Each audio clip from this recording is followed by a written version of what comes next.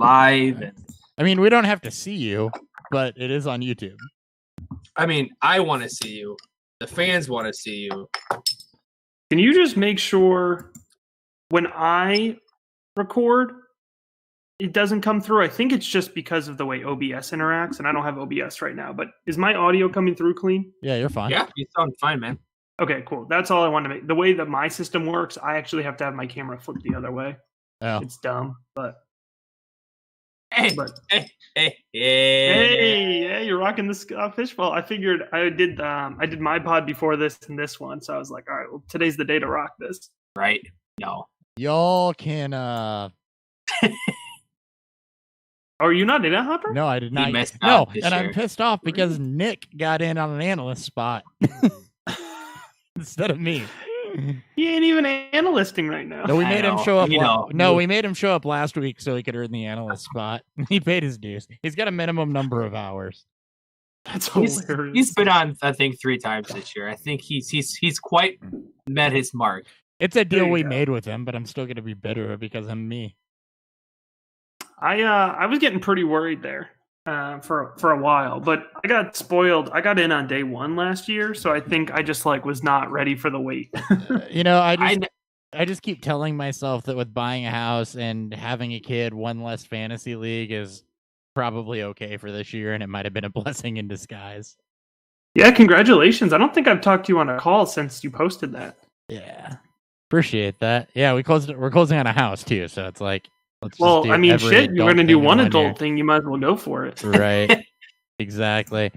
So I'm going to hit the intro music now since I've been actually recording for the last, literally since I said I'm going to start recording because I don't want to miss anything. So Smart man. Smart man. We'll figure it out on the fly. Somebody got yelled at. Matt, were you getting yelled at? My dog was getting yelled at. Uh-oh.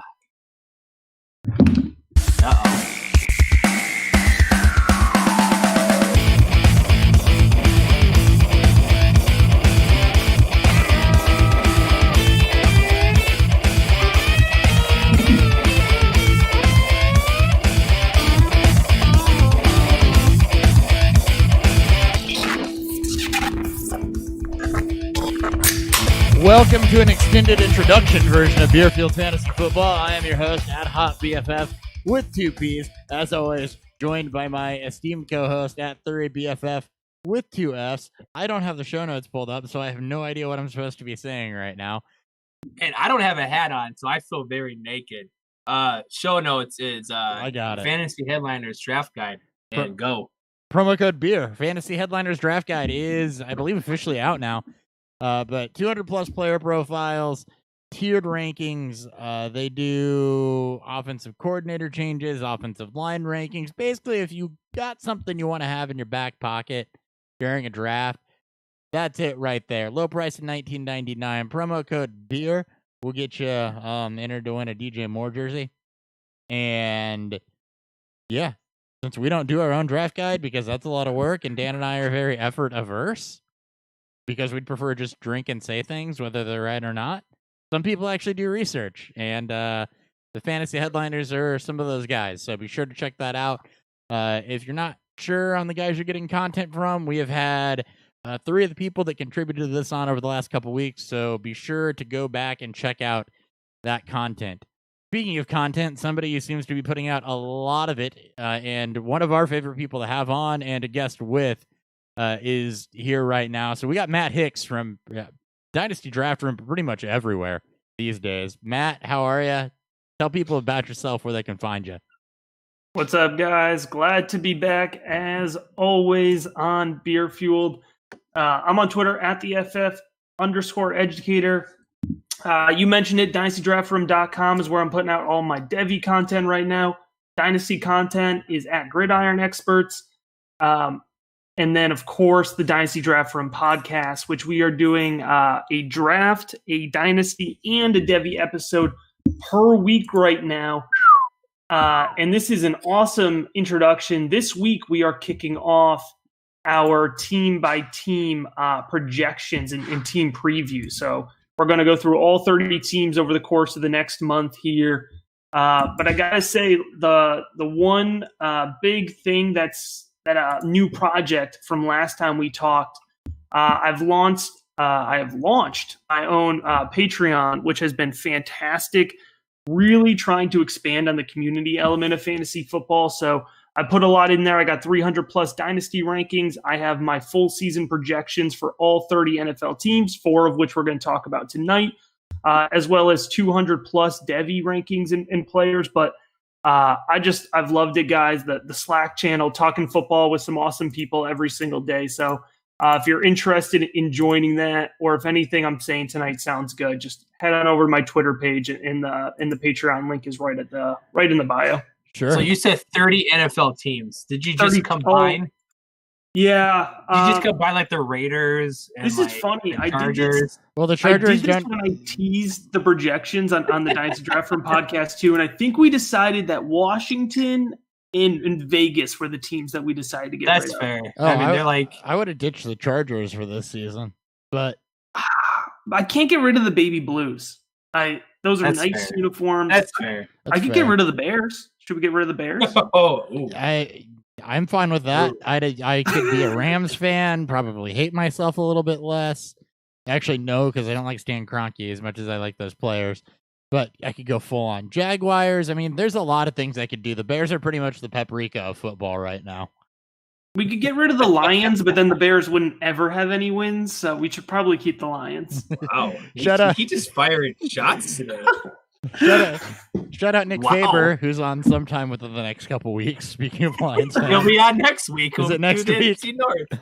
All right. So, full disclosure before we get all the way into this, I'm coming fresh off of a bourbon tasting with the St. Louis Bourbon Society, so I am about 4 bourbons in before we ever start this episode. You are going to be perfect. I did it with I love this. High West Distillery. So they had a bunch of stuff that punches above their weight class, though. They're out of Utah and distribute pretty much across the United States. So if you can get their American Prairie bourbon whiskey or their double rye or their campfire, definitely stuff I'd walk past a lot. Definitely stuff I'm not walking past next time. It was very, very good. And my first time trying a lot of it. And I probably wouldn't have had I not gotten to split some sample bottles. So just shout out those guys. Really, really cool, super interactive tasting event with, some actually better than expected whiskey. All right, I'm just going to preview beer now because that felt bad. What's fueling Beer Fueled?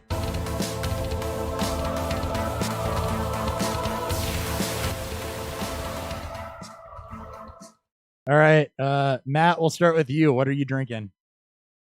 Gentlemen, I'm drinking a real fine dark liquid. It is a Grande Nitro Cold Brew from Starbucks. I'm doing back-to-back podcast episodes, and I've been kind of grinding some content tonight, so I needed coffee. You are the ultimate. You know what? We've done Coffee Field. We've done Jesus. Coffee Field Fantasy before, so we're okay. We have. We've done morning episodes before. It's fine. Every Sunday during the season. That's right. And you're not drinking? Because I feel like that wouldn't really make a difference. I didn't say that there wasn't other things in the coffee. Oh, okay. Just coffee was okay. Jameson may or may not, and by may not, I mean like may Bailey be involved in that coffee. Yeah, Bailey's. I mean, Bailey's. We're fans of Irish. I'll tell you what, though.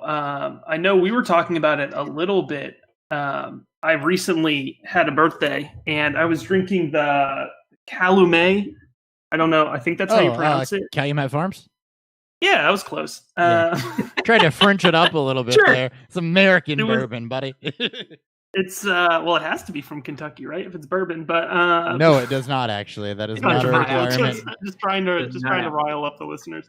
Not a requirement to be bourbon. But yeah, it was good. I really enjoyed it. That is a smooth, and it has it has a little bit of standing up value, which means like you stand up and you're like, oh shit. That's what I was drinking for the last hour. He stands up, he does a twirl, and sits back down. Yep, I'm saying right here, right now, boys. It's a Buffalo Trace product, so there you go. The world's blowing up about Buffalo Trace. Calumet Farms is a Buffalo Trace product that, like most Buffalo Trace and Sazerac products, is really, really good.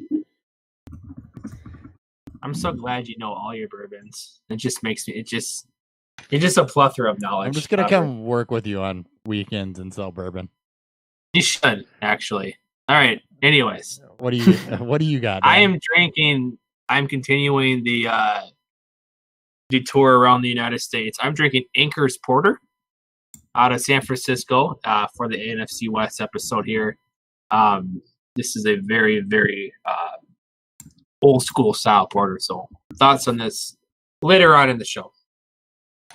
All right, and from Heavy Riff, I'm just going to go straight into the description here. Tonight's the night I'm going to make you mine, get a dance right out unto the edge of time, which is apparently a Jackson Brown quote. But anyway, I am drinking Disco Apocalypse from Heavy Riff Brewing Company. It's New England IPA. It's brewed with Mosaic and Eldorado. So, did I say that right? Lindsay always tells me I say that wrong. Eldorado? Anyway. It's Eldorado. Eldorado? Okay. She's wrong. Just don't tell her that. No, she's not. She's not wrong. She calls it Eldorado. I think I call it Eldorado. Oh, so she is right. I think I call it Eldorado just to piss her off. I mean, that sounds like something that you and I would do. So I'll get a text message here in a minute because she can hear everything I'm saying. Anyway, yep, New England IPA, Heavy Riff Brewing, Disco Apocalypse. We'll let you know what that is like about halfway through the show. Before we get into the meat and potatoes, which is the NFC West this week, I don't think I've said that yet. We have finished the AFC as part of our division previews and breakdown. So we're on to the NFC. We got Matt Hicks on this week for the West. We got Nick Faber on next week for the North. And then we've got Shane from Dynasty Trades HQ on the following week for the East, I think. So, yes, for the East. And then the South, we'll probably struggle to find somebody again. But let's go ahead and get into the news.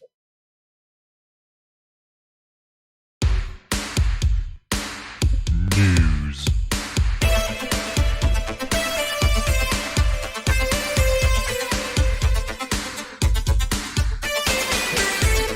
All right, starting off with the biggest football story of the week, Jay Cutler is located as chicken serial killer.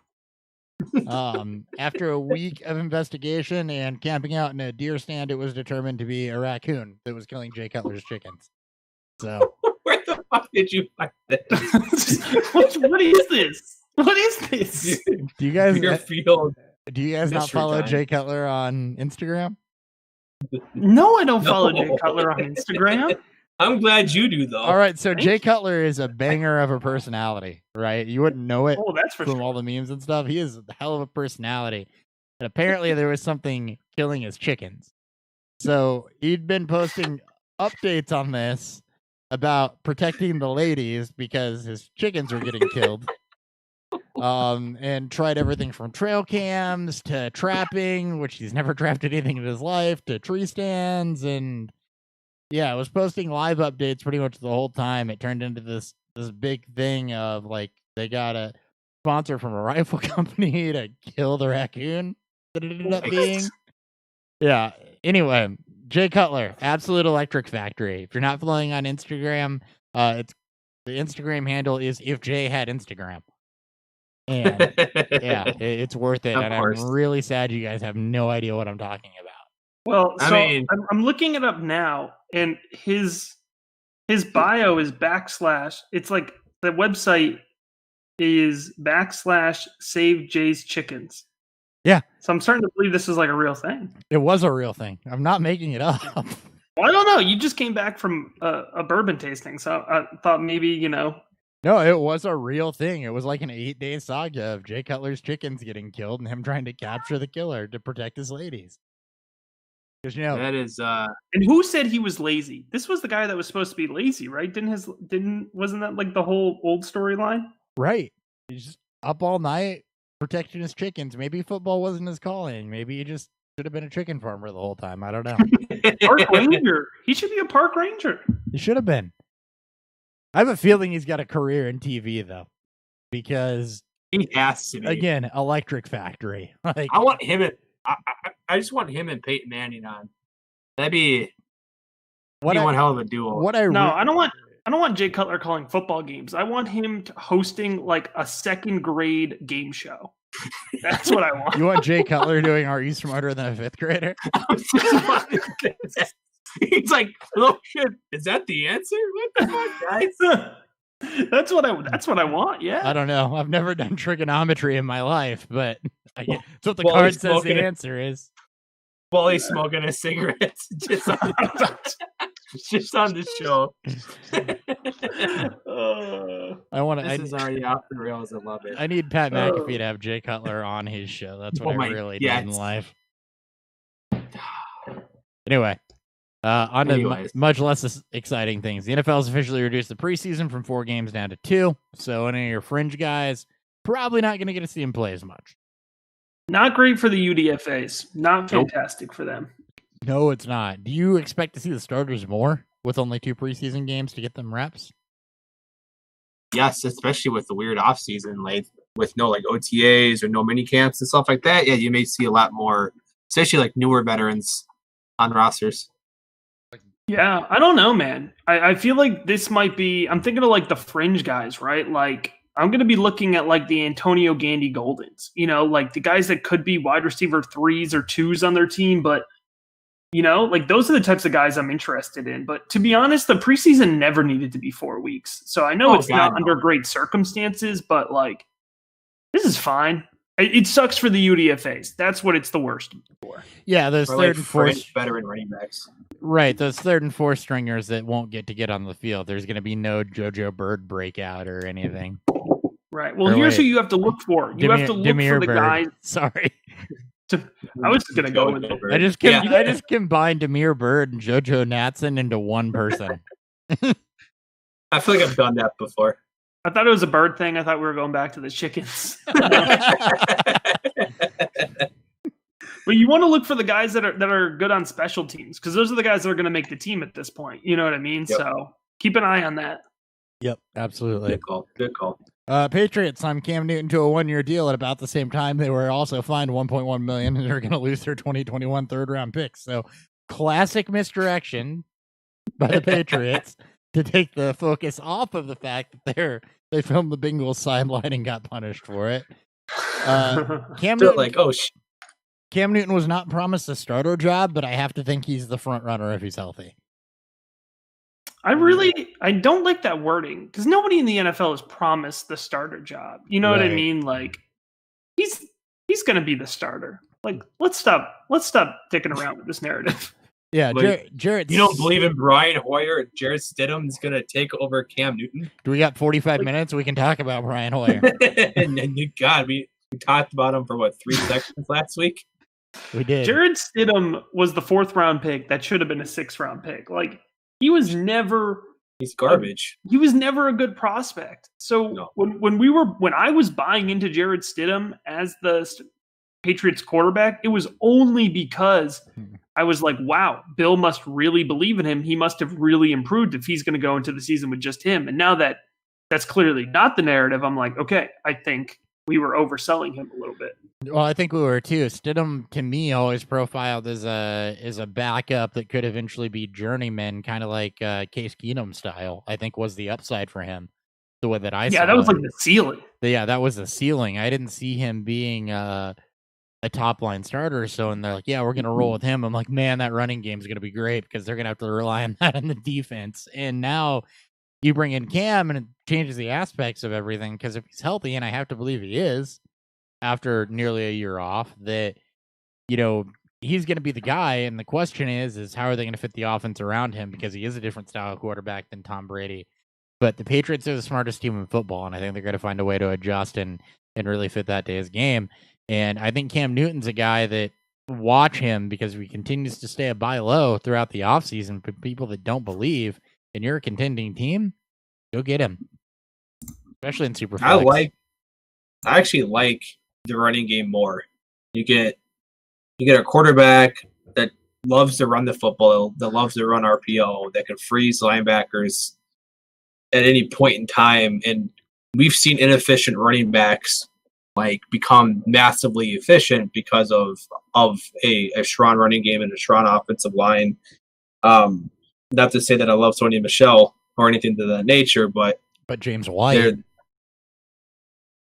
it could be, Damian Harris, Rex. I think this running game will be good enough to produce, fantasy production as a whole. It's just whether or not is that going to be mostly Michelle. Do we think that James White can actually see carries? Cam outside of, I think CMC wasn't the strongest thrower to his running back. So it just depends on how long it takes for him to kind of get up to, his confidence up. You say outside of CMC, but CMC was also the best receiving running back he had, and we know that James White is great at that. So, Sony Michel questions.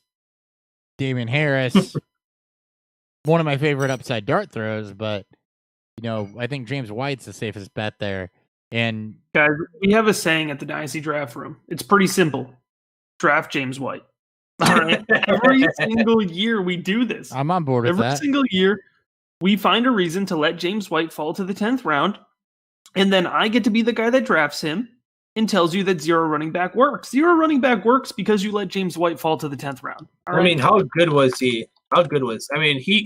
He's single-handedly a running back one year in and year out, guys. He's a fringe running back one year in and year out. And every single year we make up a reason to not draft him. And I'm fine with it.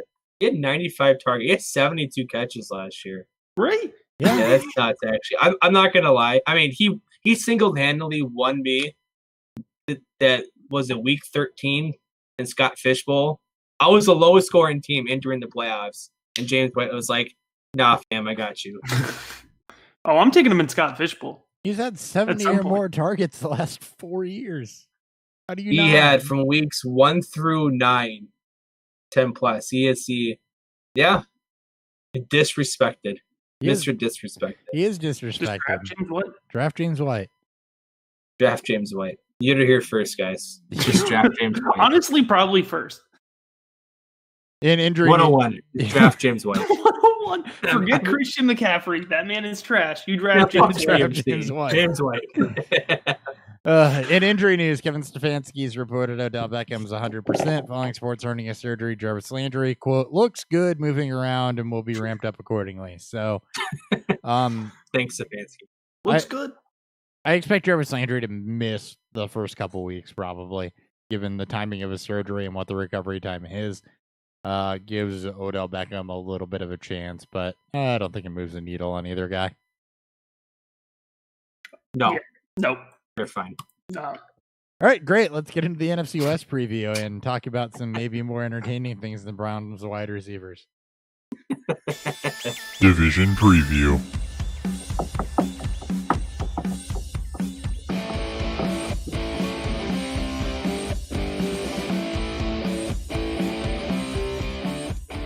Dan, I think you were knocking on a table to the rhythm of the song to the rhythm of the drop as you were hearing it, because it was way off as I was hearing. Well, I'm sure. I'm sure it was like 6 seconds off. Yeah, something like that. Yeah. All right, on to the NFC West preview, starting with the San Francisco 49ers. Jimmy Garoppolo, 1406, quarterback 24, and I am okay with that. Yeah, I have no notes. I like Jimmy G in 2 QB sleeper flex leagues. I don't really care about where I think he'll end up falling in terms of his finishes this year. I think he could be back in QB1, but more likely a high to mid 2. It's going to depend on how that defense, if that defense continues to be elite, if that running game can feed off of that.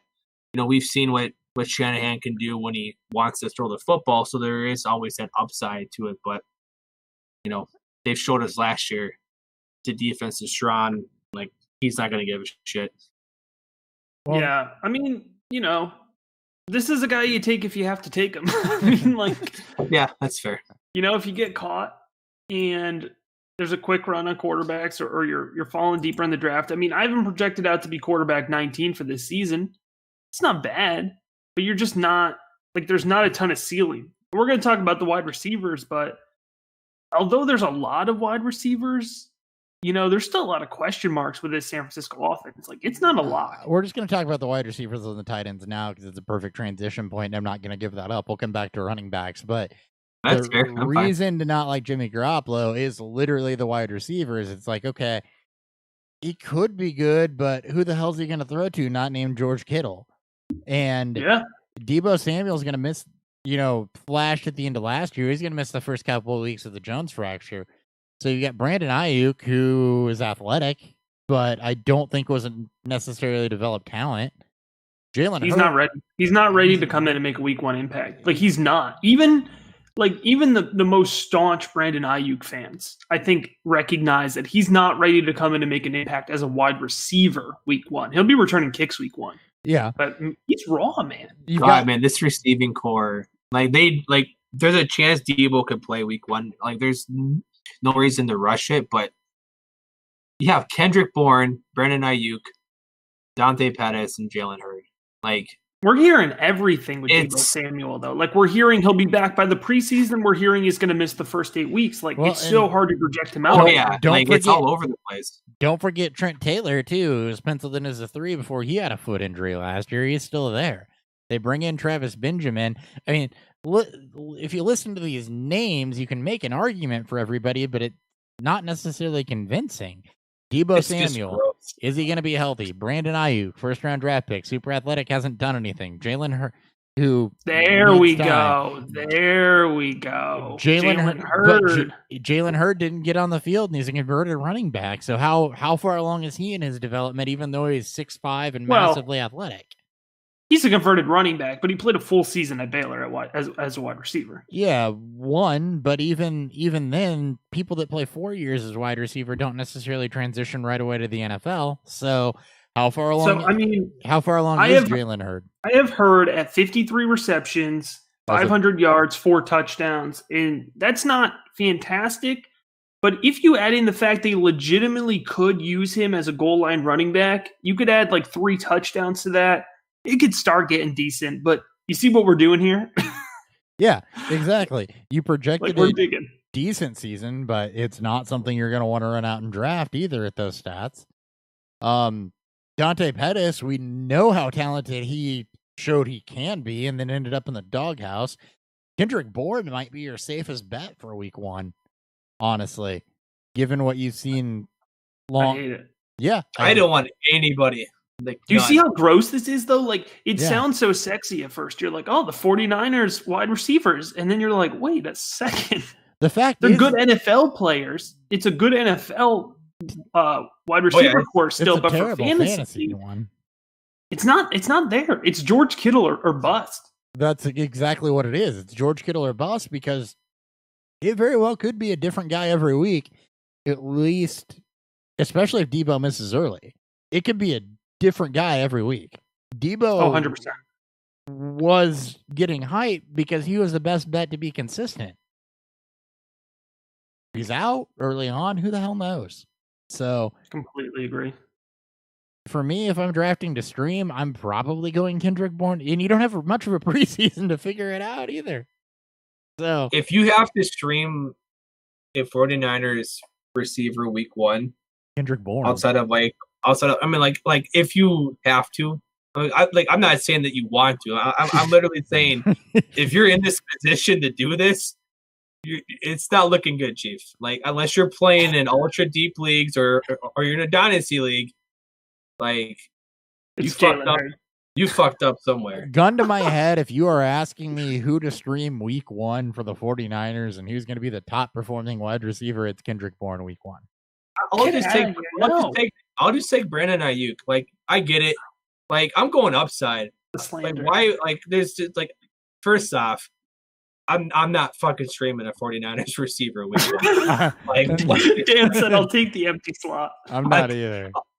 I'll play Ross Dwelly, like, at that point. Like, what the fuck? Oh, no. I mean, you could. Whatever. You could. I'll play Jeff. I'll take Dante Pettis again just because I won't let that train die, especially when there's nobody that's convincing. You don't let trains die very easily. I'm actually surprised you're not trying to ride that train again. I'm not. I'm surprised you're not on the Trent Taylor train. You were a big Trent Taylor fan. I mean, he's still there. I'm on the nobody train. Yeah, I'm on the.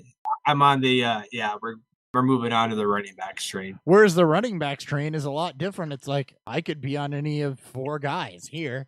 It's Mostert, Tevin Coleman, Jeff Wilson, Jerick McKinnon. All of them have been relevant at some point in their career. So they're going to be able to run the football because they always are. So what do you do with that? You got Mostert at the 6'10", he's the running back 28, Coleman at the 801, the 34, and Wilson McKinnon are free. So I might take a crack at two of these guys, honestly. I don't have very much interest in Mostert. It smells like Damian Williams. No. Kind of to me it does. Small Says the sample guy size. that wanted to believe in Damian Williams all last year. Is this a learning experience for you?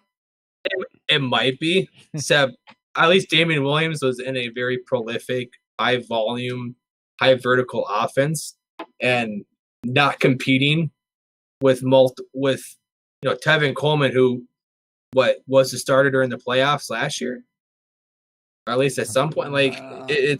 No, I think it was Mostert that got most of that work. Mostert actually, by the way, through week 16, had at least one touchdown every week over the last 5 weeks, which is really what drove his value.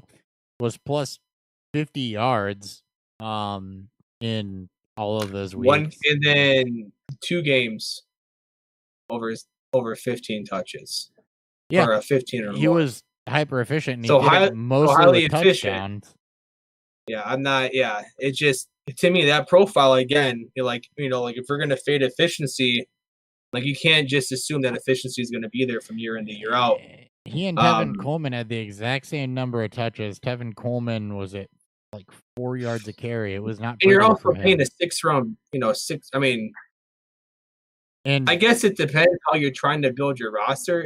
To me, I can't see where I would fit Mostert in. He doesn't have I can't see his league winning upside. He's So the thing with Tevin Coleman is he wasn't the starter throughout the playoffs. He was a starter in wild card weekend. He had 22 touches. Beyond that, 5 and 6. Well, sorry, rushes. But I have Mostert at 35% of the rushing attempts in this offense, and I have Wilson and Coleman both with 30% of those. Wow. And I'm not giving Jerick McKinnon more than 5% because here's the thing. I am here to support almost every analyst on Twitter, but if you are out there tweeting and telling people to pick up Jerick McKinnon, I cannot support you. All right, Jerick McKinnon, it's not happening, people. It wasn't happening 3 years ago when he first went to the 49ers and people were taking him in the 2nd round, and I had to tell people not to do it then. Stop doing it. I don't care. Jeff Wilson, if you're going to go cheap, Jeff Wilson I'm interested in. I'm in I started a Devy league. It's a stupid deep Devy league, but we're on pick 300 and something, and Jeff Wilson was available. And I have Jeff Wilson, not super exciting, but I haven't projected at 105 points this season. So if you're in a deep league, a dynasty league, 25-man rosters, Jeff Wilson should be rostered.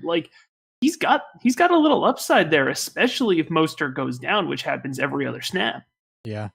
Well, that's and fair. Mostert's efficiency numbers are not terrible either. So, gun to my head, if you're giving me Mostert as the 28th running back off the board, I'm probably going to bet on that. If I'm taking one of the free guys, I would probably go McKinnon, but I'm not telling people to do that or to go draft him or anything like that.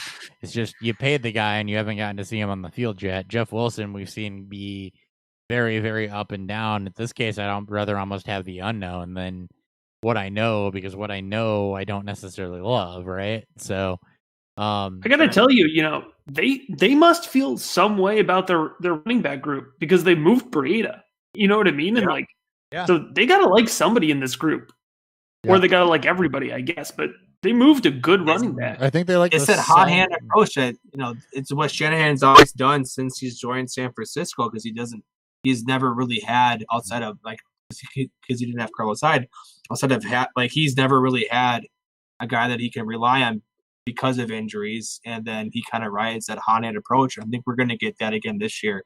Yeah, where it may be Mostert, more weeks than not, but you're playing that betting game, because if it's Coleman, Mostert ain't getting shit. So all of a sudden you got a guy trusted as your RB2 flex guy, and you're getting 6 touches because Tevin Coleman decided to break one out first quarter. Well, or some shit like that. and that's what it boils down to with guys like Eckler, Breida. There was one other guy too, like James Conner. Some guys that are getting disrespected or going lower. That are going to have insulated volume. Give me them over this, because I think what we've learned from talking about the 49ers is this is a team that is best as the sum of all of its parts. And the only thing that's really a surefire great thing for fantasy is George Kittle. It's a good team for football. Or it's a good team for the NFL. They're going to be frustrating to own. Yep. They're going to be useful to own in some weeks, but good luck guessing when and who. DFS weeks. There's going to be a week where Mostert and or Tevin Coleman will win someone $1 million. Best ball, go for it. Sure, that too. All right. Anything else on the Niners? No. All right. Let's move on to the Seahawks. Russell Wilson, a top 5 quarterback in 2020. I find it hard to bet against him. Again, top 5. Yeah, there's a lot of parity there, especially in the middle part, but top 7 or 8, sure. I mean, I'm okay with drafting Russell Wilson in between round 6 and 8 if he's there. Quarterback 3 for me. Quarterback 3 in this season, and he is my dynasty quarterback 5 right now. We just had a huge debate on him in dynasty, I feel like. How many attempts do you have him throwing this year? Let's see. But that's where it always gets me stuck with them is that. But he always does it. I will never bet against Wilson, and I won't say that I was wrong. And I was just talking about redraft last year. It's that we often want to chase volume, and no matter what, for some reason, Seattle and Pete Carroll they don't want Wilson to kind of just fucking throw the ball 550 plus times. But he's so efficient. I am at 550. He's so fucking. He is the most efficient. Like he might be up there. Like if you switch like him and Mahomes, I think he could post up Mahomes numbers.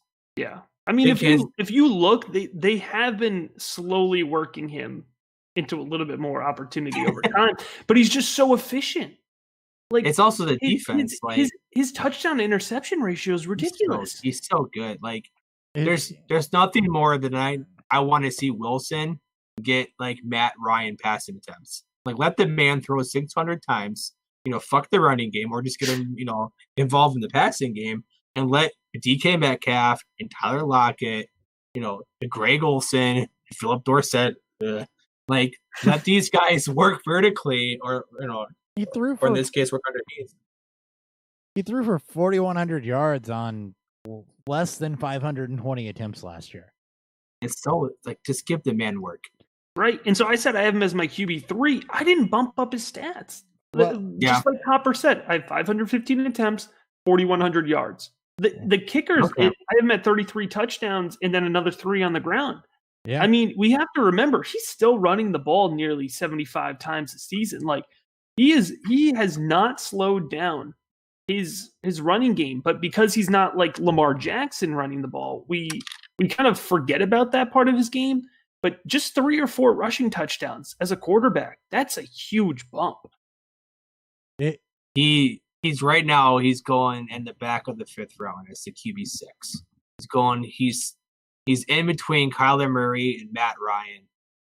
I am taking him. I mean, you guys know I played guys just in super flex leagues, but I have taken him in the 1st round and early 2nd round multiple times this offseason. Oh yeah, I've done enough super flex drafts and mock drafts, startups, and things like that. There's going to be especially in Scott Fish this year. There's going to be at least 4 quarterbacks in most drafts, and I think Wilson, because of his efficiency, even given the lack of volume compared to the other quarterbacks around his area. Besides Lamar Jackson, because that's a different story, but you're going to see him go end of 1st, top of the 2nd, in most, if not all, 2 QB super flexes. He's got a high floor, man. I mean, what you're getting with him, and you're getting a good coach, and you're getting an efficient offense, and that's the key, man. I mean, buying into a high volume offense is one thing that's helpful, but when you have an efficient offense and you don't have to rely on volume. That starts to make you game script proof. And when you have that, Like, that's special in terms of a fantasy football player. If you can still have them be effective even when the game script isn't going their way, that's a good sign. That's why I love him for Dynasty. Like I love, because you want it, like you want to see that year over end QB like rate efficiency amongst his peers at the QB position. You want to see him be the tops of his position each and every year, and just in hopes in 1 year that, like, the defense like super struggles and the running game kind of sucks, and it's just him in 575 plus attempts, and you end up with that potential Patrick Mahomes type of season where he's throwing 45 plus touchdowns. Like that's in his wheelhouse each and every year. It's just, I just want to see those attempts. It's like I pray that Pete Carroll will wake up one day and go, "Hi, you're right. I'm going to let Russell Wilson throw the ball more and probably win more games." But here's the thing with me, right? I don't need to see the attempts, and the reason I don't need to see the attempts is because we are now 7. This will be 8 years into Russell Wilson's career, and he hasn't needed the attempts over the last 5 years to live up to the draft capital. And Exactly. the argument I always come back to, and Matt, this is why I agree with you not changing anything for him, is what's changed from last year? Abso-freaking-lutely nothing. You still have Tyler Lockett, you still have DK Metcalf, you still have the running game. What has changed from last year? The answer is absolutely nothing. So why would I expect anything different? When you see 1 year of super great efficiency without volume, it's easy to turn around and look at it and say, yes, I don't trust this. We are really we're 5 years in, basically, to super efficient, near 4,000 yard, less than 550 attempt volume from Russell Wilson. I can't look at it anymore and say I expect that to fall off, because there's now a consistent track record of him doing it. So, and it just comes down to what's changed, and the answer is nothing's changed. He's still got the same offense, still the same coaching staff. There's no reason to expect anything different. 100% agree. He's so good. All right, let's move on to the running game. Chris Carson going at the 304. He's a running back 16. Is it worth it? Does Carlos Hyde play a role? Rashad Penny. I'm sorry, what is his ADP? 304. I will give you it on today. So I check FF Calc every day, and it gives you the week's worth of his ADP. Right now, 304, RB 16. What? Yeah. I like Chris Carson, and that's stupid. 304? He's ahead of. Would you guys pay that? Would you take him as a 16th running back off the board, though, is what I'm looking at also. No, I would. I like Chris Carson. No, not a chance, man. That's how it depends on, like, it's not just about running backs here, too. Let's get into some either ors here, Dan. Let's do some either ors with every position, and let's do some either ors with running backs. I got you in there. So we're gonna go. We'll do 3 above and 3 behind. You have Adam Thielen. You take him 301. Yeah, I'd rather have Thielen than Carson. One running back on the Hopper will take over Carson. Kenyon Drake. I'll take him over Carson all day, every day. I'd take Thielen. I would too. And I gotta say, I tweeted about this a little while ago, but I don't want to like Kenyon Drake, but I would easily take Kenyon Drake. The numbers are good. You like the Cardinals running back. It's the same argument that people made for Damian Williams last year. You want the starting running back for the high volume, high power. I mean, I'm not even basing it on the team. I just like Kenyon Drake, but I know. We'll get more. I mean, we're going to talk the Cardinals.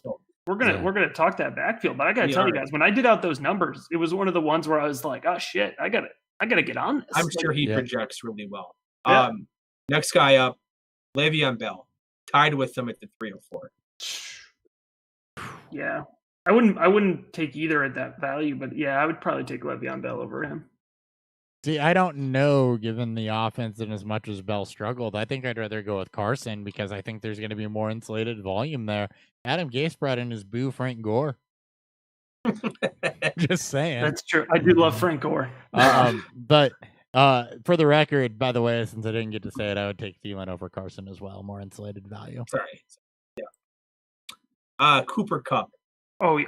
Easily. Oh my right god. behind. Not even. I mean, come on. Think about who you're talking to. I'm in love with the Rams receiving core this year. I'm in love Absolutely with Cooper love Kupp, and I have been since I watched Well, his draft tape. Dan, you remember that time you traded me Cooper Kupp? That was fantastic. Thank you so much. I mean, all my first round picks. Also, thank you. You had so many. Oh my god. I'm really glad that there's a part of me that thought that league might fold. Now it's getting really, really sad because this has been the one draft I've been looking forward to this entire offseason. I think I missed my 4th round pick in that draft, by the way. It took me 4 days to make a draft pick. It was nuts. I didn't pick until the 301 in a 16-team league. I still love that. I think I missed my 4th round pick in that league. I think I don't most even feel people bad. miss their 4th round. I don't even feel you and some other people. I don't even feel bad about it because who the hell was I gonna take? No, yeah, it was pretty bad. All right, so behind Kupp is Melvin Gordon, 307. Carson. Oh, Melvin Gordon. Oh, debate. Stop acting like Melvin Gordon's dead. I'm not acting like Melvin Gordon's dead. I'm acting like Phillip Lindsay's there, who's been hyper efficient, and Melvin Gordon's efficiency has not been great. If he's in a situation where he's suddenly, I don't know, splitting touches and is in a new offense where he doesn't have, you don't know what he's going to be, give me Chris Carson and the volume that he stands to get, because I'm not a Rashad Penny believer. I mean, it's that simple for me. I have Melvin Gordon at running back 19 in my projections. Where do you have Carson? I have him at 43, guys. Why the hell? I'm telling you, do you have him at 43? I like Chris Carson. I think they're gonna move the volume towards Rashad Penny. I really do. Based on what? Based on the flashes that he put out last year. I mean, I'll tell you, I'm not a Penny. Was it the flash where he got hurt again? Was it? I have made a pretty, decent foundation here of crapping on Rashad Penny whenever I could, but I was watching some games last year, guys, when he was healthy. He was making me nervous. I think Chris Carson is relying on Penny to miss time. In Penny, I have as a much more efficient runner at 5.1 yards per carry, where Carson's at 4.5. So it's really coming down to that and more action in the passing game for Rashad Penny. He's 29 for me compared to 43. So and the other factor that plays into this and hurts both of them is I think DJ Dallas gets some action this year. I like DJ Dallas a lot. And I have him at 20% of the market share. I like DJ Dallas. Yeah, I'm not on board with that either. So, you still got Carlos Hyde. And Carlos Hyde. The new Frank Gore. So for me, it's when does Penny come back and actually become a viable piece in that offense this year? We've seen him multiple times. We watched Chris Carson fumble away his starting position because of Rashad Penny's behind him and healthy. Penny gets hurt, tore his ACL, right? I think he tore his ACL towards the end of last season. Will he be ready in time? I think the Carlos Hyde signing suggests that he won't be. Because you can't just go into the 2020 season with Chris Carson, DJ Dallas, and Travis Homer. Like, that cannot be your running back core when you are a run-first offense. And Seattle is and will always be a run-first offense. So I think Hyde will have his run, especially early on. And if Carson fumbles away his carries again, he could be bench. And Hyde, as we saw last year with Houston, if he gets an opportunity, efficiency be damned. You give that dude targets, he's going to get you production. Here's the bottom line. It's just like you can't invest your 3rd round pick into something that might not work out. Like, you're not invested their 1st round pick into something that No. I mean your fantasy football pick. I know. I get you. Miss on. we all. I still know that's why at that area I'd probably invest my 3rd round pick in Kenyon Drake, because that's going to work. Right, that's what I'm saying. Because there's a much better chance that he hits than Chris Carson. That's why. I like Chris Carson. He's on a lot of my rosters, guys. I can't move him right now. It's tough to move him. Yeah, it's tough. It is, and that's why I like the either or, is because it really gives perspective. Right, there are guys there that I would take over him. There are guys there like Melvin Gordon that I might not. So, it just really boils down to if it comes to that point and ADP holds true, am I taking Chris Carson there? No, I'm probably taking Kenyon Drake out of everybody that was listed because I think there's top 6 upside to Kenyon Drake. But you know what's crazy to me though? What's that? It's that Devin Singletary has a 309 ADP right now. Yeah, I wouldn't take him there. Devin Singletary, 309. Wouldn't take him there 5 either. spots. He's 5 spots behind. So we got a listener question. JD asks, what is Chris Carson's dynasty value or long-term potential in Seattle? Asking for a friend. I don't like his long-term potential there. I don't like his. I think if you could get a second-round pick for him, I think you got to take that. Ooh, Yeah. especially if you think it could project to be a mid to high second. Yeah, I think you got to take it. I think you do too, because I don't Yeah. like the year in, year out value, because if we like the year in, year out value, we wouldn't be talking about this every year. But we're talking about this every year. You're riding year to year with Chris Carson. If you're a competing team, sure. But if I can flip a second round pick for him, I would probably do that. Yeah, he shouldn't be on your team unless you're a contender. Yeah. It's actually quite incredible how much he stuck around. Like UDFA, like this, obviously points to Rashad Penny getting hurt, but Seattle's drafting a running back probably in 2021. Right. You're playing Russian roulette with Chris Carson. I don't even like the running back draft class next year. I'm not that big of a fan of it next year. Ooh, I don't know. I might have to talk about that, but there's some good running backs. There is. It makes me nervous where the top 3 running backs are all non-early or all senior or 4-year recruits or 4-year players. Depends on who your top 3 are, but no. That's fair. Kenny Gainwell, baby, let's go. Oh, get out of here! All right, Journey Brown. That's what. All right, need. let's move to the wide receivers here before we get into Devy talk, because I don't Devy. Let's get into the wide receiver core here though. You got Tyler Lockett. I almost said Ricardo. He's broken. Tyler Lockett, 411 wide receiver 21. DK Metcalf, 408 wide receiver 20. These two are going back to back. So how do we break down like this a steal. wide receiver core? Yeah, Lockett does kind of feel like a steal here, but I think that there's a real world scenario where DK Metcalf actually beats him out too. Guys, I love Tyler Lockett. I want them both. I love Tyler. He's so efficient, guys. He brings in like north of 70% of his passes year in and year out. All right. I have him at 113 targets, which is pretty much on par from last year. Yep. All right. If you carry over that catch percentage, that's 85 receptions. Which is on par for last year. And I have him over 1,100 yards. He is my wide receiver 6 this year. Yeah. I love Tyler Lockett. 6? He's my 6. Ooh. He projected about there for me last year too, and quite honestly, I don't know how you don't like Tyler Lockett with the efficiency, the separation that he's able to get, the way that they utilize that type of receiver. I mean, Lockett fit right into the Doug Baldwin role last year, like we anticipated he would. And he's efficient. He gets targets downfield. Yep. And he's got Russell Wilson. Everything we said about Russell Wilson, Tyler Lockett is his guy. And past Lockett and Metcalf, there's nobody else there that you want to throw the ball to. And that's also true. And I don't hate DK Metcalf at that ADP either, just because of how explosive he is. And if he develops as an NFL receiver, I do think he can probably outperform that too. I think both of these guys are probably relatively decent value. Metcalf is my wide receiver 14. He's a borderline wide receiver 1. If you like Wilson, you have to like both Lockett and Metcalf. I think they're both great value.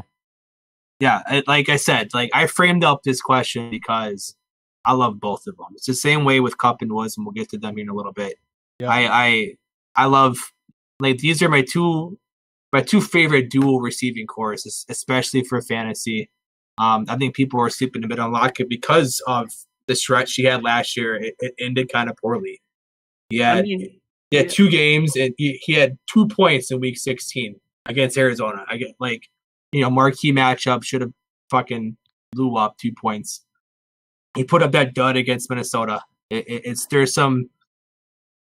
is some wounds here that are being licked over from these Tyler Lockett owners from last year, and that's pushing down his ADP.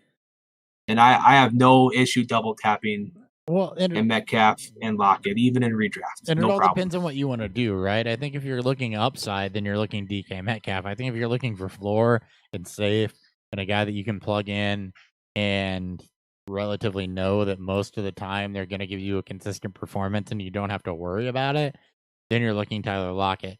Still think there might be a little bit of boom bust to Metcalf's game, even though that goes away some this year. But I do think the week-to-week upside with him is higher. Matt, I have to ask you a question. Who's drawing number one coverage, Metcalf or Lockett? I still think it's Lockett. You still think it's Lockett? Okay. Yeah, I would think so. Yeah. But, it's such a good offense because it's a perfect combination of opportunity and efficiency. Like, people love DJ Moore. I get it. If you look at DJ Moore as like a pure wide receiver, and I love DK Metcalf, but you know what I mean? Like, Moore could be a better pure wide receiver than DK Metcalf. I'm taking DK Metcalf over DJ Moore for 2020, in terms of who's going to be more productive. And I feel like that's like blasphemy for people to say, but like, you got to look at the system.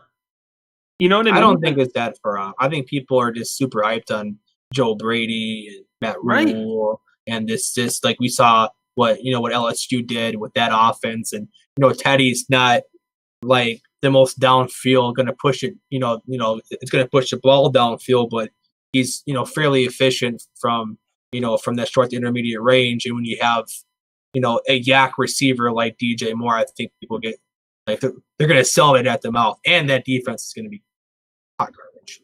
Hot garbage. Hot garbage. Hot garbage. All right, and then you mentioned Greg Olsen here, who comes into the fold. You had Will Dissly, who had a little bit of a blow up last year that eventually got hurt. Colby Parkinson was drafted. Jacob Hollister gave you some. I'm not Stephen Sullivan. Yeah, I'm not talking about Jacob Hollister as a top guy. What I'm really getting to is you also had, after the Dissly injury, some usable weeks out of Jacob Hollister. So, the question that you posed, Dan, was, is the tight end position is Greg Olsen relevant? Is the tight end position relevant? And I would shakes his head. Yeah, I would have to say possibly. I mean, Jacob Hollister had 60 targets last year. You had another 30 from Dissly. You had another 10 from Luke Wilson, but you had 30 from Dissly, 60 from Hollister. That's 90 targets going the tight end's way. That was only really split up because there was injury. 90 targets towards a tight end gives you mid tight end one numbers. And and that's what I have. I have Olsen at 57, Will Dissly at 31. I think Greg Olsen thinks that he can still be a useful player. Right. And we know how good he is when he's healthy, but what are we fair. really getting with Greg Olsen at this point? So, and 3 games of production, right. foot injury. Well, he's my tight end 25. I'm just not interested. That's fair. The hard part here for me is that you've got 3 guys on the roster right now that all produced, right? Right. So At some point. how are they going to use him, and who's it going to be? Are they just going to roll with Olsen? Or if Dissly's healthy, is he going to mix in? Is Jacob Hollister going to mix in? Because you've got 3 guys that are capable of producing at the tight end position. If they split any form of anything of those 90 targets, then all of a sudden it's less attractive. If you had one of these guys on this team, it is a team that will utilize the tight end. Question is, do you believe that Greg Olsen is going to freeze out Will Dissly and Jacob Hollister and be healthy? And I don't think you can bet on that. I think that whoever the Seattle tight end is week to week, that is probably streamable. Just wait till week 7 when you have just Jacob Hollister healthy. You have some clarity. I think somebody's going to be streamable, but I don't know that they're draftable right now. It's a team that utilizes the tight end. It's not one where you know who that tight end's going to be, though. I like it. All right, let's hit a beer review, and then we'll get into the Rams and the Cardinals. Beer review.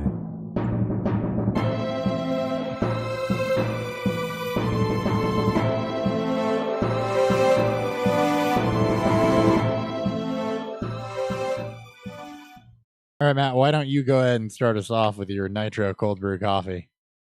It's getting the job done, boys. That's it's my go-to when I call it I just need it in my veins. The Nitro, it kicks. It kicks. All right, Dan. I don't even remember what you're drinking. I'm drinking Anchor's Porter. Oh, that's it. Yeah, super old school, super well kind of staple model of what a porter is. Very robust, very smooth, very dark chocolate, slight bitterness because of the dark chocolate malt to it. It's just a very well done porter. And if you like this style of beer, or if you want to get into drinking more of the darker style of beer like porter and stout, I would highly suggest drinking or trying Anchor's Porter if you can.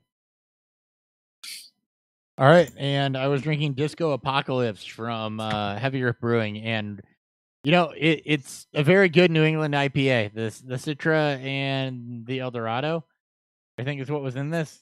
Mosaic and El Dorado gives a really good balance. El Dorado, you're typically going to get more of a stone fruit, like sweeter type of taste out of it, and that definitely shows up at the end. But with the Mosaic, you're getting a little bit more bitterness and a little bit more of kind of an almost resinous type of almost piney with maybe a little bit of citrus in there as well. And I think ultimately those two things yield a very, very good balance. Lightly hazy IPA, so it's super easy to drink. Relatively decent alcohol content.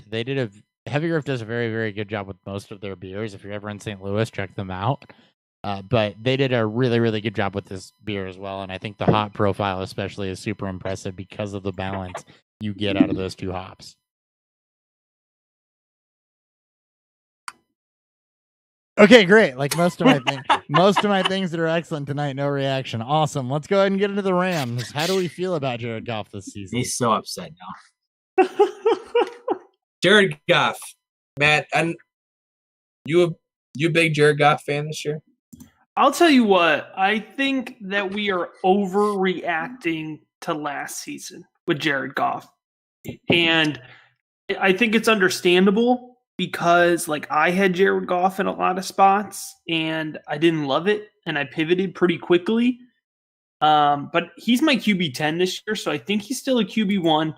I think we have to we can't forget about last year, but I think we need to put it in context. There was a lot of moving pieces there. He still has a lot of good wide receivers, and I think the addition of Cam Akers is going to really stabilize that offense. And they've added some reinforcements there along the offensive line. So I still like Jared Goff. He still has a high touchdown to interception ratio. I have him throwing the ball 575 times. The volume's there, north of 4,000 yards. So I think there's still a lot to like about Jared Goff, and you're going to get him on the cheap because last season wasn't pretty. I mean, he had a nice ending stretch after that Baltimore game where he was from weeks 10 to 12, he was hot garbage. You played Pittsburgh, Chicago, and Baltimore, 3 very, very good defenses. Gosh, that Baltimore game was that Thursday night game, right? That was that 46-6. Yeah, that game, and it was just so bad. But it's those things that leave that sour taste in your mouth, like you're saying, Dan. But then you really, sit back and look at it, and you're like, wasn't that bad? He had that bad 3-game stretch. He had a bad week 6 against San Francisco. Other than that, you're looking at a guy that is in range, that 17 to 23, 24, point game. This is still a very good offense. Sean McVay is still a very good coach. They switched up to more of a 12 personnel to help with the offensive line, to help with the bad pass blocking, to kind of revamp the running game a little bit more, and that opened up the offense a little bit more. At least let Goff get a little more comfortable, and you saw that 75% completion against Arizona in week 13. You got to see multiple 20-point games during that stretch. And you're getting them, for a decent price. He's a good QB2 in super flex leagues. I even have him as my QB1 in a super deep dynasty league because I waited till the 5th round to draft the quarterback. That's not bad for the 5th round. That's great because people, and I don't love Jared Goff, but we always preach on the show we don't hate players who hate ADPs, and Goff is now falling into that range where, like, he's still the main court, like he's still the main leader of this offense, and an offense that only 2 years ago was a top 3 offense. Like, not much has changed outside of a new running back, and maybe a piss poor offensive line, but they found ways to mask of having a bad offensive line by using their tight ends a bit more and using just more multiple tight end sets. So what is Goff's ADP? Pause for personal effect. That's fine. I'll go ahead and give my overall Jared Goff take while you look that up, and that's just that. Go ahead. 11-11, QB 17 in single QB leagues. Oh yeah, I'll take that. Oh yeah, I'll take that all day.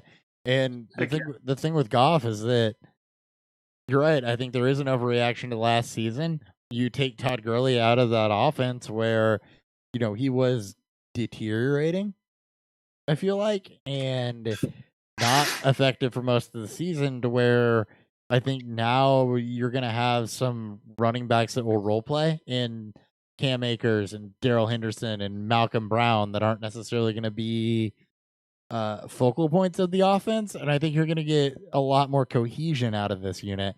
And I think that's going to bode well for Jared Goff. So, I don't want to overreact to last season. I'm not saying that Jared Goff's going to come out and be a top 6 quarterback, but I do think he's going to be very, very usable, especially in the double-digit rounds. I mean, here's the thing. It's like Jared Goff is a system quarterback, and I hate that phrase. I hate that phrase because every quarterback is a system quarterback. You play to your system. But the bottom line is, right, like, he is the leader of a really efficient offense and a really dangerous offense when it clicks. But last year, they did not have the running game. It's an offense that relies on balance. And Cam Akers is going to be a huge improvement to that balance. And it's going to give Goff more time in the pocket to process in the way he needs. And so I think it's going to fix, it's like a broken cog in a machine. Once they get that cog fixed back, I think it's going to be a lot more well-oiled. And I'm still willing to invest in Sean McVay, in Robert Woods and Cooper Kupp. Like, these are good targets that he's throwing to. Right. Speaking of the targets that he's throwing to, let's go ahead and pivot that direction. Cooper Kupp, 305, wide receiver 11. Robert Woods, 504, wide receiver 25. God, it's so nuts to me that they're that far apart. Quite honestly, at that ADP, if you're asking me either or, I would probably go Woods. It's Woods all day, but again, that's not a hate to Kupp. That's just it's just Woods is the disrespect to Woods. It's Woods is the better value. When you've seen this team support 3 wide receivers, now they only got to support 2, and both figure to be really, really good, and I can get one of them in the 5th round. I'll do that. I love Cooper Kupp. I am the biggest, my love for Cooper Kupp knows no boundaries. But if I can get Robert Woods in the 5th round, that's the ADP I want more than Cooper Kupp in the 3rd. Yeah, that's tough. I mean, I backed off of Cooper Kupp a little bit. My initial projections, he was a top 5 wide receiver. I backed off of that a little bit, readjusted. He's my wide receiver 9 right now. And Robert Woods is my wide receiver 15. So I think a 2-round difference, you said? Yeah, I think I'd probably have to go Robert Woods, but I love Cooper Kupp. Well, and Robert Woods is going as the 25th wide receiver off the board. Kupp is the 11th. So you get Kupp right around where you have him. Right around. You get Robert Woods, you get 10 spots behind where you have him. I mean, you're just going to get more ROI on return on investment on Robert Woods than you are Cooper Kupp, I feel like. So if that holds true, give me Woods, even though I love Cooper Kupp. Yeah, I got to agree with that. It kind of hurts to say, but you're right. It pains me, but I think that it's also like, if you look at the stat percentages too, like when they shifted to running more 2 tight end sets, Woods stayed in. Like, he had 85, 89, 97, 92, 93 stat percentage, where Kupp 73, 34, 92, 58, 64. I fully expect Kupp to see the field more. I wouldn't have been shocked if Kupp felt some of that maybe that I won't say fatigue, but the fact that he came back so quickly off of the ACL was so good. A post ACL injury, maybe his setback happened more later on in the season, where the season looked to be potentially lost. Let's let's get homeboy healthy. I fully expect, which is why I made my bold prediction that both Woods and Kupp are going to be top 12 receivers, and I still stand by that. I think this offense, can get the ship righted. This is still a very highly productive offensive division, which means that we've seen what the Rams can do within a shootout. And while their defense has some good single defensive players, I don't know how good that defense is going to be this year. Yeah. Speaking of, I guess, players that were good at the end of last year, you got Tyler Higbee going as the tight end 8, who really blew up last year. You also got Josh Reynolds, though, who in pinch hit duty has been very, very usable. So who are you betting on to be the third target in this offense? And are you comfortable with either guy? Because I think Josh Reynolds deserves some talking about. We didn't mention him here, but we've seen again this offense support 3 wide receivers and give the finger to the tight end. But last year we saw the tight end start to mix it, and it ended up being Tyler Higbee, even though Everett was kind of off the field a little bit. So, he was hurt, and then he played 6 snaps when he came back. Right. In week 16. He was done by week 13, 12. Right, which is when Higbee really blew up. So, What do you make out of anything behind Cooper Kupp and Robert Woods? I'm not doing the Higbee thing. I'm not either. I know it's a really popular narrative right now on Twitter, but I think sometimes we just want to reach for a tight end and we want to try a little bit too hard to find the tight end. Tyler Higbee's been around a while, guys, and he's been just your average guy for a while. He was below average. He didn't reach 100 yards in his career till game 54. And I think we're overselling his role in the offense. I have him at 9% target share. I really, I just don't think no. But if Everett's healthy and you fold in Josh Reynolds, I can agree with that. And I'll tell you. Yeah, sorry to cut you off. I'll tell you, it's not even Josh Reynolds. It's Van Jefferson. Don't forget about Van Jefferson because they took him pretty high. I have him at 15% of the market share and Josh Reynolds at 9%. I like Van Jefferson a lot, dude. He was one of the best route runners in the draft. Just flew under the radar because nobody throws the ball to wide receivers at Florida. But he went pretty high and for a good reason. I think he plugs in there pretty quickly. So if I'm looking at anybody past Kupp or Woods, I'm going Van Jefferson, and I'm willing to imagine in redraft leagues his ADP isn't even registering. No, he's not a 2020 guy. At least as of right now. I wouldn't be surprised if Josh Reynolds and Van Jefferson are competing for the wide receiver 3 snaps by week 4 or 5. I think Reynolds will start out that way, just because he knows the offense, and because we talked about it enough times on the show. You heard it on almost all shows throughout Twitter. This unique offseason where it may take a while for rookies to kind of get it going. And while Van has a skill set that should allow him to see the field early, I think Reynolds has fit well within this offense with Sean McVay as the number 3 receiver. I think he'll have that job. The other thing with Reynolds also is that he can play.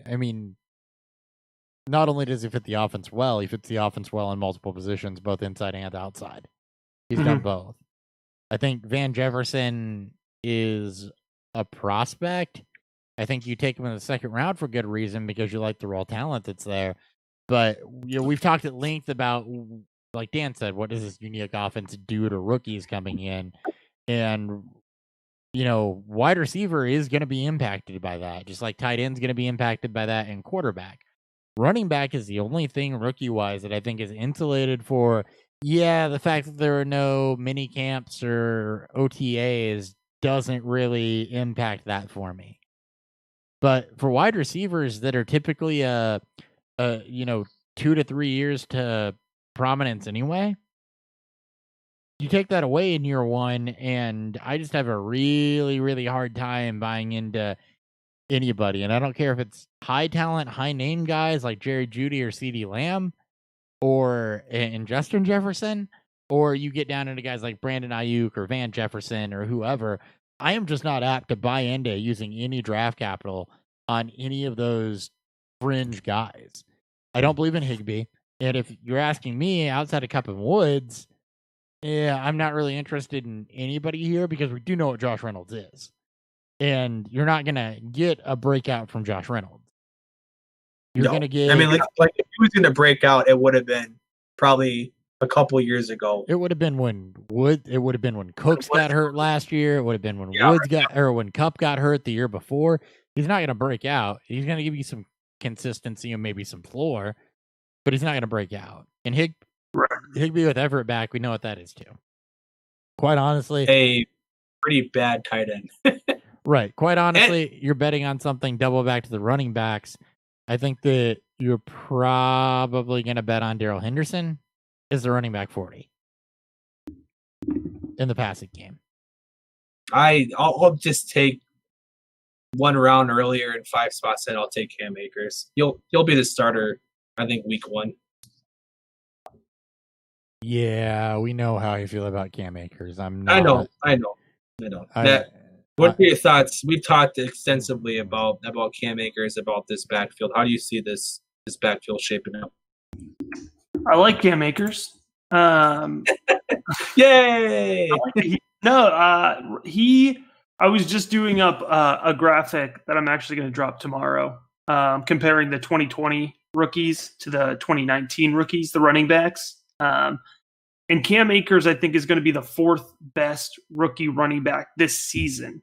And then that puts him overall, just let me check. I believe it's like 19.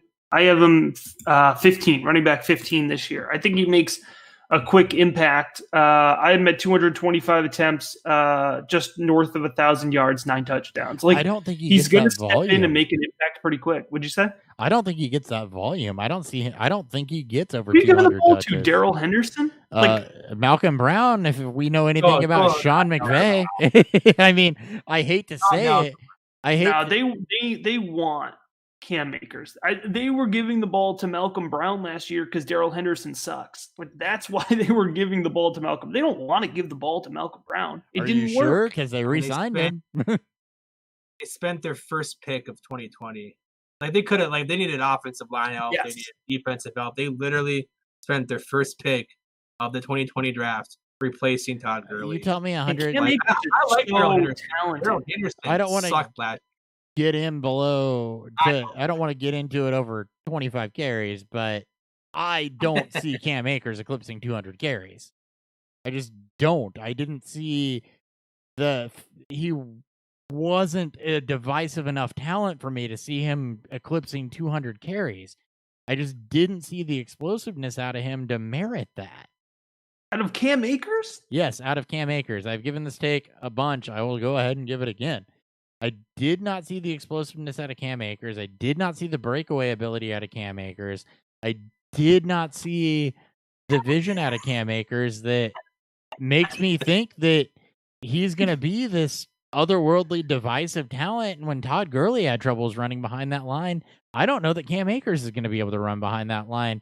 So even if you give him 200 plus carries, I don't know that the efficiency is going to be there to merit a running back 15. Just my take. I was always Keyshawn Vaughn over Cam Akers. I am not huge on Cam Akers, and I haven't been since I watched his film. There's not a lot there for me to like. I'm on the other side of the fence with him. Yeah, we're on the other side of the fence. I mean, I like Keyshawn Vaughn, so don't you pit me against Keyshawn Vaughn. But he does this. He likes it he knows that you like a player, pit you against that player. I feel like what do you guard against you last year, and I hated myself for it the entire time. He's like, what? You like Cam Akers? Haven't you seen Saquon Barkley run the ball? Come on. I mean, here's the thing with Cam Akers. I think Dan makes a really good point. The Rams had a lot of needs, and they used their first draft pick on Cam Akers. I think that says a lot, but I disagree. I think the breakaway speed is absolutely there. I think he was super efficient behind a piss-poor offensive line at Florida State. So he knows how to run. He knows how to create on his own. And again, I think he's going to fit into that system. I think that McVay needs that workhorse type back. I only have the Rams backfield overall at 425 rushing attempts, but I just can't see Henderson getting more than like 125 tops. And I don't think Malcolm Brown touches 100 touches. I mean, I have them at 64 and 107 carries each. I mean, it's going to be Cam Akers' backfield to lose. I really believe that. So if the argument is that they had a ton of needs and they used their first overall pick on a running back, they had a ton of needs last year. They used their second overall pick on a running back. On a crappy running back. He didn't get used. Well, it was never there. It was never they there used with their Darrell Henderson. First overall pick on a mediocre running back, in my opinion. But I know some people think it was there. It was never there with Darrell Henderson. Henderson was explosive, but he always had to be deployed in a certain way. You were never going to use him as between the tackles back. You were never going to use him as a true running back. You were going to have to use Darrell Henderson in the screen game, a lot like the Bears used Tariq Cohen in year one for Darrell Henderson to be worth a shit. They didn't do it. That's the opposite of what Akers. I mean, Akers was the Florida State offense. I mean, he had some of the worst quarterback play in the country last year, and they knew Cam Akers was running the ball every single. I mean, there were 7-8 guys in the box at all times if you were playing Florida State. I mean, Florida State versus Boise State. If you want to see some Cam Akers explosion, and then if you go back to the 2018 tape, it's even better. So, oh man. I don't know. I guess we're just going to disagree on Cam Akers. I think he goes. We are going to disagree on Cam Akers, and next year when we do the show, somebody's going to be talking mad shit to the other person, depending on how that goes. I'm going to die shit whether I'm right or not. So I'll hear the shit if Cam Akers struggles. Trust me, I'll hear it. Oh, I know you will. He won't. Yeah, he will. You don't have a choice. You do a show with me every week. But don't worry if Cam Akers blows up. I don't tend to boast. I just sit in silence. I tend to admit I'm wrong when I'm wrong. It just doesn't happen that often. There's no opportunities. Yeah. All right. He was the Florida State offense. How good was the Florida State offense? And I'll leave it at that. All right. Better than what's that? Better than it should have been. That's for sure. The offense was fucking terrible. Still not great. All right, let's go on to the Arizona Cardinals. Kyler Murray, a top 5 quarterback in 2020? No, not for me. Yes. Ish. Quarterback 4. That upside. He was what, the QB 6 last year? 7? 6 or 7. And he was not efficient. It's only improved everything outside of the offensive line. I guess I gotta pivot on that because I have to remember that quarterbacks with a rushing floor tend to rate really, really high, even if they don't quarterback well. And he's a young Russell Wilson without the high efficiency just yet. I think he is. Because I don't think he wants to run the football. I think he looks to extend the play, run if you need to. But he just happens to be in an offense that's going to run the second most. Well, he happens to have an offensive line to where if he doesn't run the football, he's going to get killed. So he Deshaun Watson and here's the difference, though. I mean, what were we talking about? Wilson is so efficient with limited volume. Murray's nowhere near as efficient, but he's got a freaking volume. That's the bottom line. They're going to let this guy run a ton of plays. Right. And you added Hopkins as a true receiver. I get it. There will be some growing pains. I will not be shocked within the first few weeks that Murray posts as a dud and everyone's like, what the fuck? It may happen. But again, I say no. I say no, but I do know that top 5 is definitely within the realm of possible outcomes for him. Here's what you don't want to panic on. His touchdown to interception ratio, passing touchdown to interception ratio, it's not going to be good this year. It wasn't good last year. I think with the way that offense works, there's still going to be a lot of interceptions.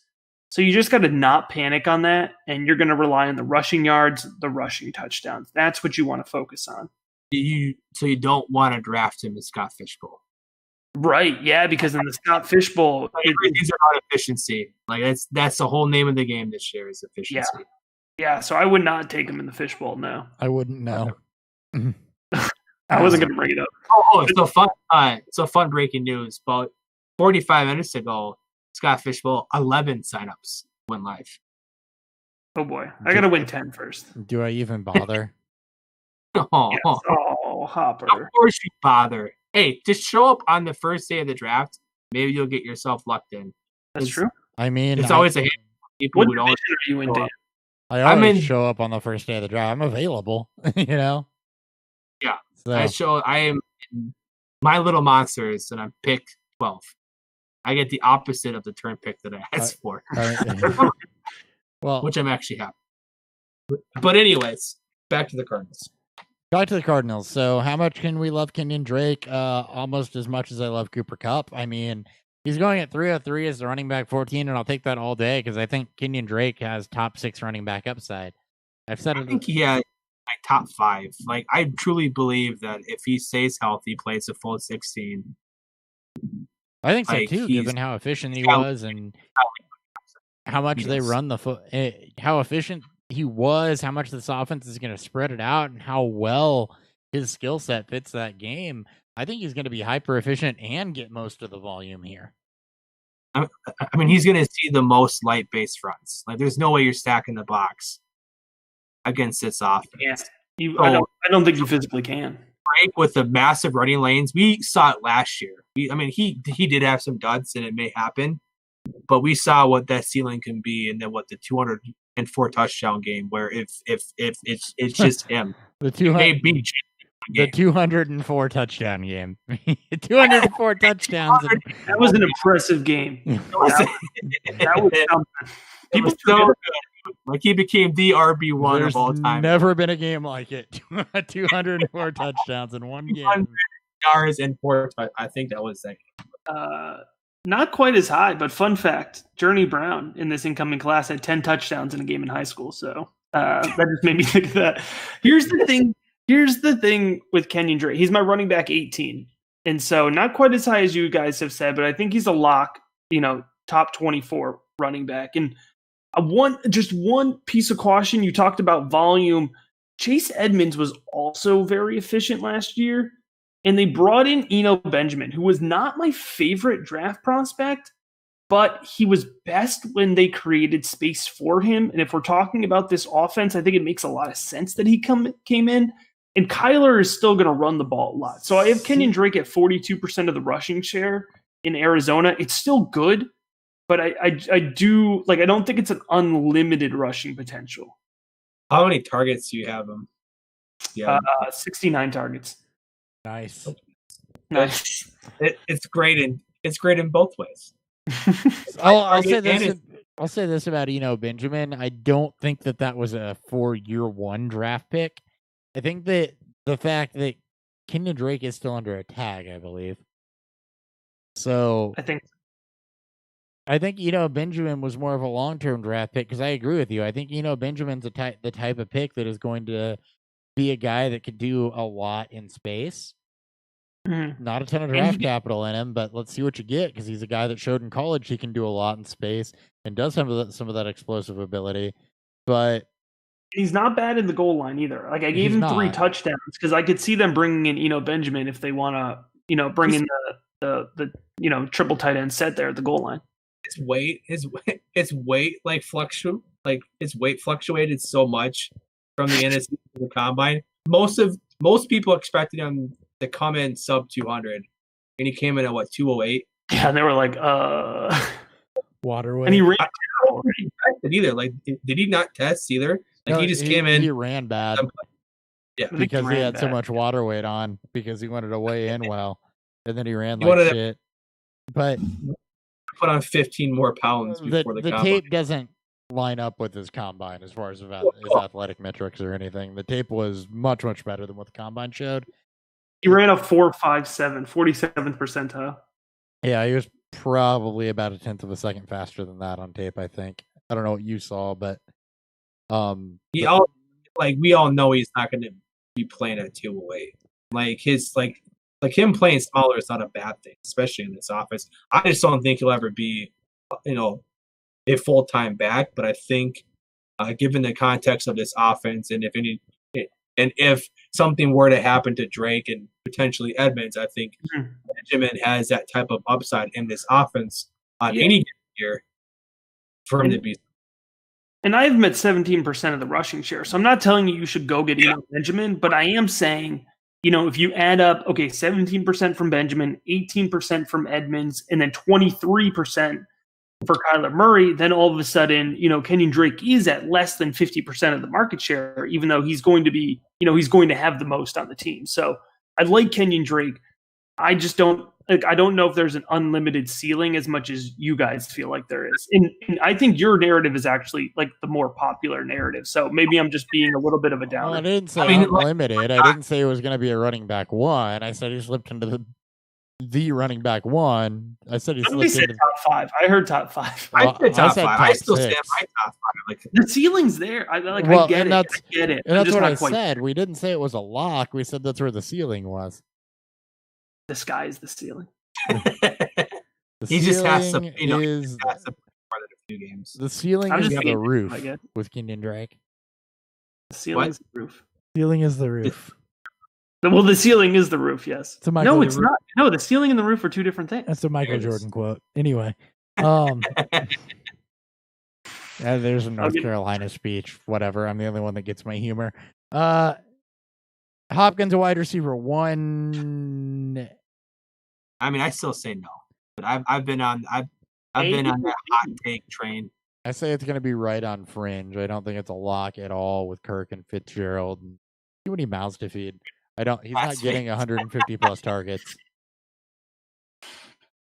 I still like DeAndre Hopkins plenty. I'll pull up his. He's my 5. He's my wide receiver 5 right now. Yeah, I think. Would you draft him in the first round? Of it, redraft 2020. He's going at the 110. Wide receiver 3. He's tied with Tyreek Hill with his no. Single. No. No. I don't take him over Tyreek Hill. I don't think there's any way that I do. In mid-second, I'm fine with him. I don't want him to be my first pick.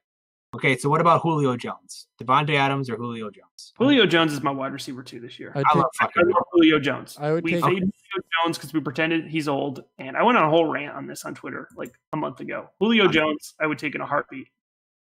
I would take both of them over Hopkins. I just think there's too many mouths to feed. He's not going to get the target volume. Chris Godwin, next guy up. I would definitely rather have Hopkins. Probably about right for where I'd put him. I'd put him ahead of Godwin because you have the same questions with Godwin, right? You bring in a new quarterback, everybody assumes it's going to be Godwin and that his skill set fits it. We're on that narrative.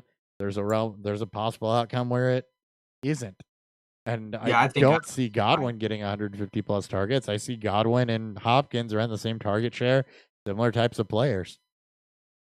Kenny Golladay. I think both those guys over Golladay. For whatever reason, I just can't buy into Kenny Golladay. Hopkins, Golladay, then Godwin for me. Okay. I think Hopkins will end up being a top 12 receiver when I don't really do much for rankings anymore. It's I still plan on adding them out. I do tiers. I love Hopkins. The whole like our whole fan base knows I love Hopkins. It's hard for me to see him get the 30% target share that he could get. Watson threw the ball more than Murray did last year, if I'm not mistaken. We talked about I talk about just how up tempo and high volume this offense is. Murray was 18th in passing attempts last year, so he's not moving into a higher volume offense. It remains the same. Now he's got more target competition, in Christian Kirk and Larry Fitzgerald, a Kenyon Drake. I won't say Chase Edmonds. I do think Hopkins will lead this team, in receptions and targets. It's hard for me to see him reach the top 5. And I just say top 12 because that's a hot take, and that's my hot take for this year. But it's hard for me to see him approach that top 5 this year, just given the lack of time for both him and Murray to develop the chemistry. And Hopkins makes a living off the timing routes. Yes, he can just be a guy that you just throw up the ball and chuck it. But this offense, you don't need to do that because it's going to be spread out, more often than not, where you can have guys like Christian Kirk that he has that chemistry with, just let him go out there and and make a play.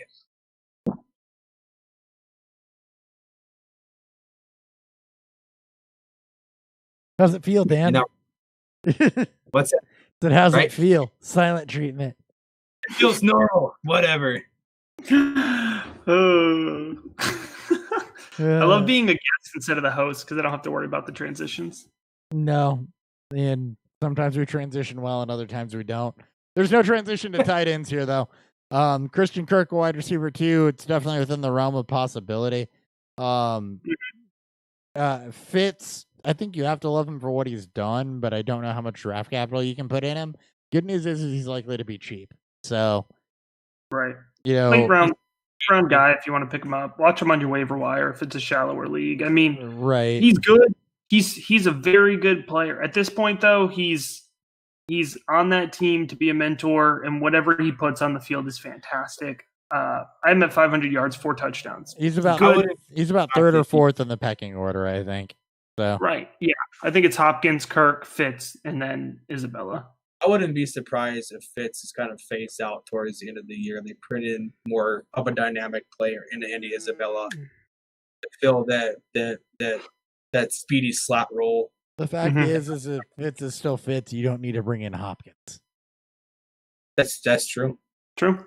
Also, Hopkins, like, you get an opportunity to trade for one of the best receivers in football. You've got an opportunity to just openly fleece another GM. Well, it's Bill O'Brien. He qualifies as a GM like somebody qualifies as. Never mind. I'm not going to get political here. That's our show. I see where you're going with it, and I agree. Big facts. Love it. That's our show. Thank you guys for tuning in. I just completely blanked on this. FantasyHeadliners.com, promo code beer. Pick up the draft guide. Matt, one more time, where can the people find you and your content and your Patreon? At the FF_educator on Twitter. Got a link to everything there. Patreon's my biggest project right now, but of course, Dynasty Draft Room podcast and dynastydraftroom.com.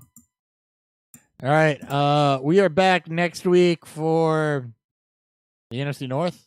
Am I right? Yes. All right, NFC North with Nick Faber. So we'll actually have a Lions fan on, probably the only one in existence. Normally the one fan we can't find. So we'll be talking Lions, Bears, Vikings, Packers. Oh my. Just in case you forgot who the NFC North was. That will be on Wednesday, I believe. Yes. Wait, no. Monday. Monday? I think it's Monday. Hold on, I'm going to check my calendar. Okay. It's in my calendar. I think. Yeah, it's Monday. It is Monday. Anyways. Monday, 8 p.m. I just completely went to put my phone on the desk and missed and dropped it on my ankle. Thank you guys for tuning in again. Like, subscribe, do all the things. If you want to, if you want to ask questions like our boy JD did, tune into the live shows. We live stream generally between Monday through Wednesday at any time during the evening. That's it. I'm pretty sure that even though I told Matt we were on video earlier, that YouTube was just frozen the whole time on your guys' screen. So it's like a video of Dan looking sideways because I didn't pay attention. So they missed all my facial reactions. Dang. Well, unless they caught it at the very beginning or the very end, and I don't know how long it was frozen. I could have just done that too. I have no idea. Because I'm going to go back and make a GIF out of my reaction when you told me Cam Akers wasn't explosive. Can I say it again? Because I still believe it. I can't redo the face. It was such genuine shock that I don't think I can redo the face. Yeah, well, I mean, this is coming from the guy that didn't think Chad Kelly was a good quarterback. Thank you. Thank you for helping my point. He's not out of the league because of his quarterbacking skills. He's out of the league because he got beaten with a vacuum tube while he was high.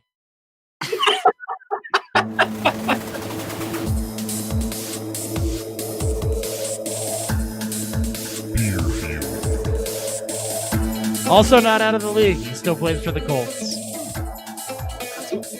He does.